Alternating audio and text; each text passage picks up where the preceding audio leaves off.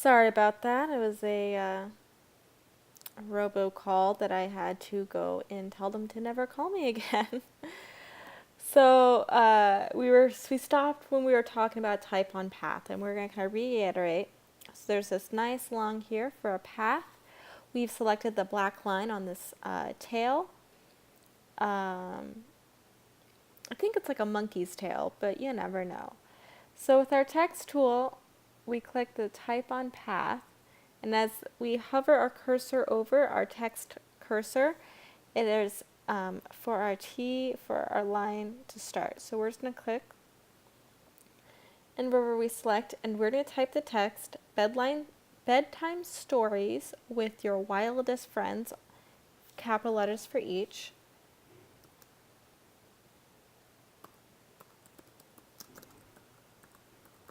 And this is actually point type. So it's kind of working. We don't have arrangement with it. And if it doesn't fit, that's fine.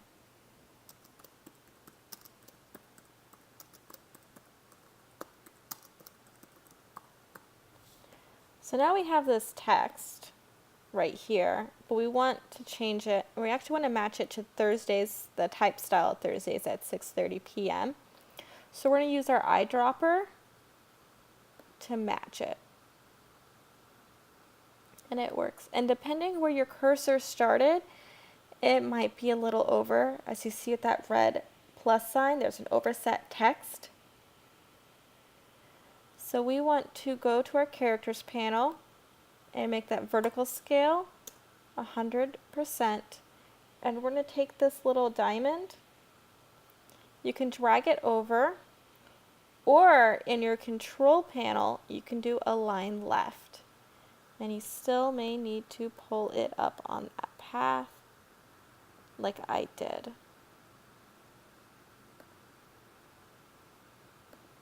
And you may need to move your zoo tails over. I did it.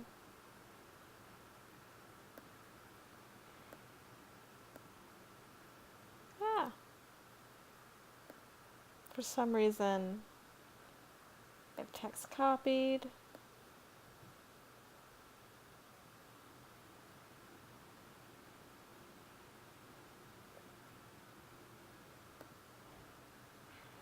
And it's linking back into itself. Alright, so I'm going to take my control panel.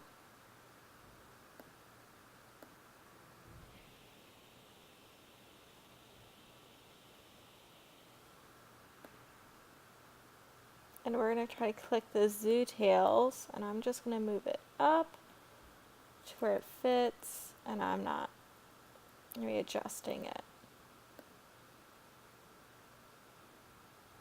That looks good there. Maybe just nudge over a little bit. Alright, cool. So now we've added type on path. And it looks good there. It fits. Alright, awesome. So we added type on path. So now we have this kind of emblem right here we want to add text to. So what I'm going to do is go into my layers. I'm going to highlight this paw print. We're going to hide selection. Object, hide.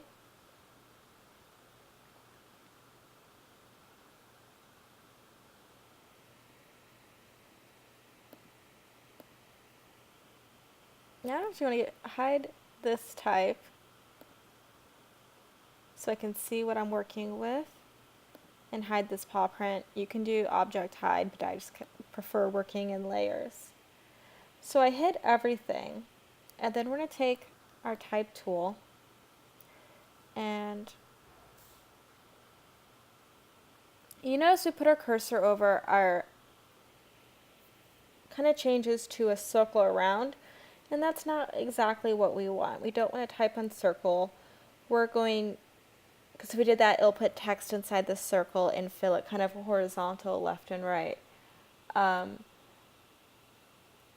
So So what we're going to do is hold down Alt or Option, and that modifier key changes it to a little squiggly type on path that we just did.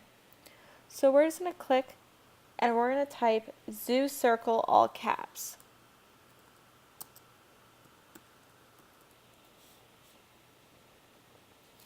So we may need to highlight our text and redo it. We want the font size to be 16, and we want the font style to just be bold, not bold italic. And we're going to change the color swatch to gold. So now we're going to reposition, because on the outside, maybe we want it on the inside. So with our Selection Tools panel, we're going to position the pointer over the line on the left. And if you don't like it, we can kind of rearrange, but I really like where I have it right there. And that kind of arranges it. So if your type was over there, you can change it, you can move it over and play around with where you'd like it. And somehow I loaded up my text with overflow.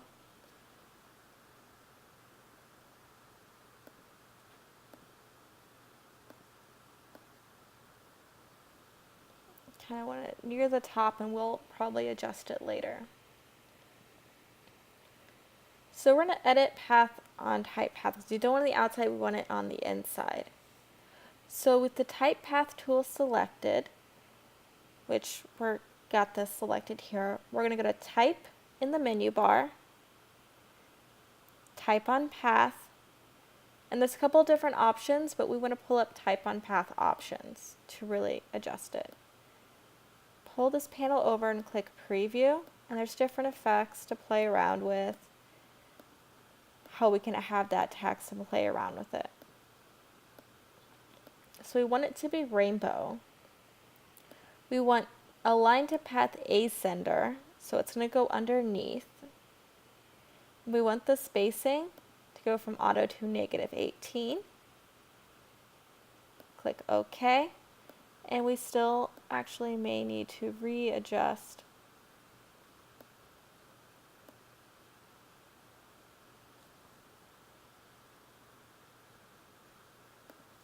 there.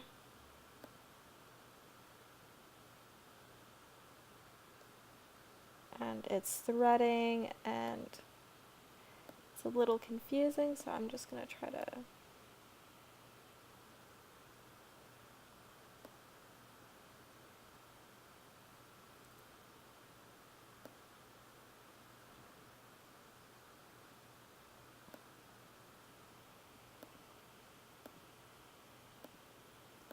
and it shouldn't be doing that weird threading right there, but I can tell that it's trying to thread onto something else.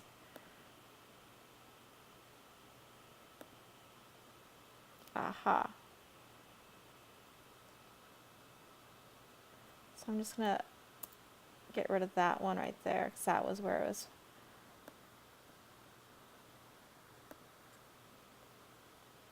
And you have to be careful, because it keeps trying to load up text for some reason.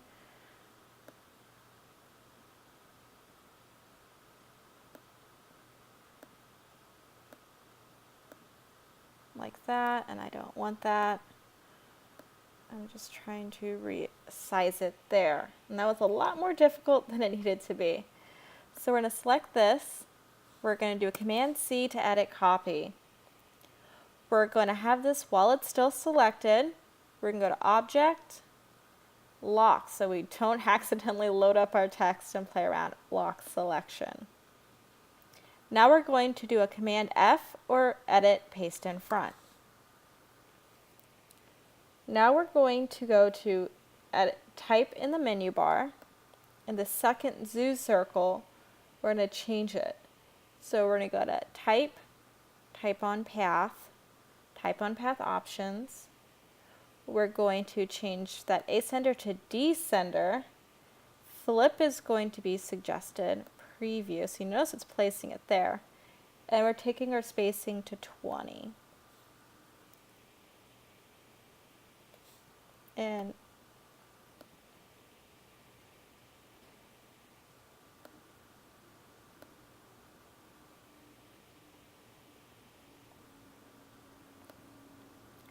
And we're going to take our type tool and change that font from Zoo Circle to Become a Member all caps. If it doesn't fit, that's fine, because we can line it up. And you want to kind of use your eye to guide to where it goes. And it looks good. And you're going to go to Object, Show All. And it brings everything back. Now we have this text that's kind of butting against next to Zoo Member, and we're going to warp around a text object. So we're going to make sure everything's deselected and make sure the Zoo Circle Become a Member area is selected it. And we're going to go to Object, Arrange, Bring to Front.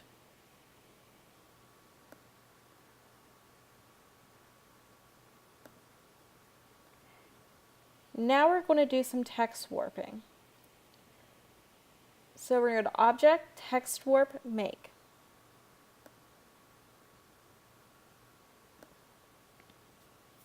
It's going to have this, and we're going to click OK, yes, because we want things to warp around the selection. And it automatically places them over, but we can make more adjustments to it. So we're going to go to Object, Text Warp, Text Warp Options. So we're going to go to Preview.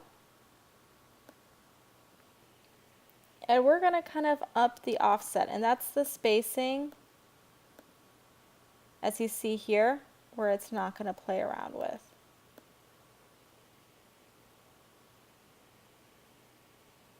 And you're going to click OK, and it kind of adjusts the spacing there. And it wanted it to be 13 in the text. And you may need to readjust the size, because to make sure we want supporter programs there, it's a little weird, so you're going to have to probably kind of readjust so everything looks nice.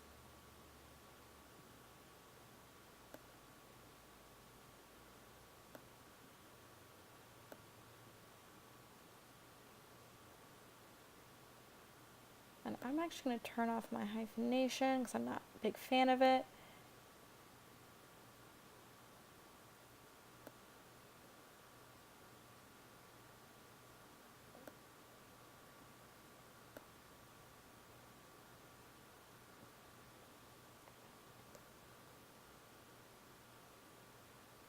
And actually, this up here became adjusted somehow, but I'm going to actually readjust it.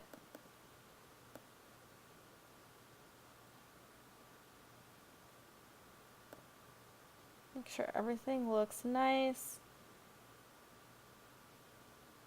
All right. So now we're going to kind of zoom out, look at what we have.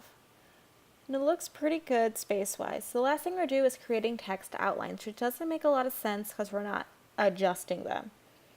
But that is taking a text object, live text, where we can edit, change the font, if you have a typo, where we can adjust that. We're going to take it into an object where we can adjust around. So we're going to highlight Zoo Tails with our selection tool. You're going to right or control click to create outlines. Now it is a live text object. But all these lines, all these anchor points and lines and curves we can modify with using our selection tool, our convert anchor point tool. You can do a lot of cool stuff with. It becomes an object. And now it wants us to kind of replace where Thursdays at 6:30 p.m.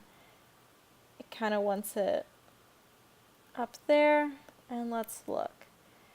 We're going to talk a little bit more about type later, but design-wise, we have our text up top. We have kind of a tagline going around. We have our body of text that's active. It's in different columns. We have another thing to remind ourselves: Zoo Circle, become a member, Animal Zoo, which is, I guess, our logo, and the date and time. And our postcard kind of mimics the same sort of design style we have over here. and whatnot. So we're going to do a File S or Command S to save.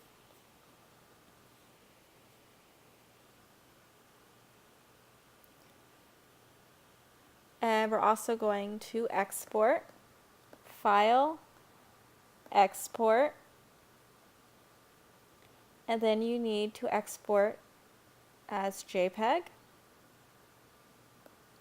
Use artboards all range 1 to 2. Doing a range, I want them in separate documents because if, let's say we're sending this off to the printers, we want it to be in separate documents. So we say, yes, this is our poster. Yes, this is our postcard. We don't have them all in one big document where they're kind of not working. So you'll submit both the two documents. Quality 10, resolution, take it to high, make sure it's 300 ppi. Click OK. And then you'll have an export and you'll submit them for your grade. I hope you had a lot of fun with this. We're going to look more with type next week in a separate lecture. Well, have a good time with Illustrator.